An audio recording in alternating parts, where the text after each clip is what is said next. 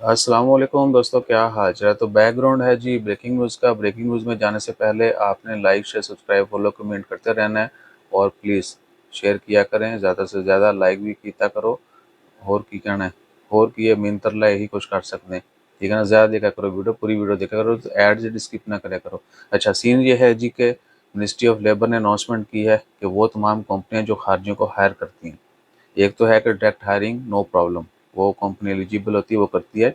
एक recruitment agency है, यानी कुछ कंपनियां हैं उनके पास लाइसेंस है, वो लोगों को हायर कर सकती हैं और फिर आगे वो जिनको ज़रूरत होती है बंदे की या जहां वो भेजना चाहें, ठीक है ना, तो लोग फिर उनके ज़रिए आके मिनी मिनी काम पे जाते हैं।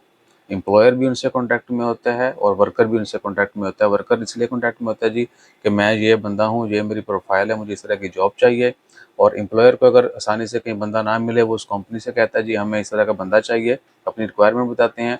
उनके पास चूँकि डाटा होता है कैंडिडेट्स का, उनको पता होता है, वो मैचिंग जो प्रोफाइल जो है ना, काम के मुताबिक अगर कोई बंदा हो उनके पास, वो अरेंज करके दे देते हैं, ठीक है जी।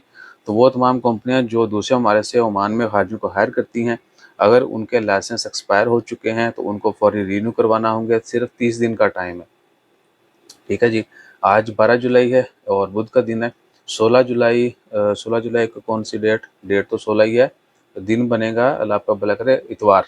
16 जुलाई इतवार वाले दिन से जो है वो उनके पास 30 दिन होंगे, उनको लाजमी तौर पर जैसे तैसे भी अपना लाइसेंस रीन्यू करवाना होगा। अदरवाइज उनका लाइसेंस रिवोक कर दिया जाएगा, यानी उनका स्टेटस ओमान में ये काम करने का इलीगल होगा।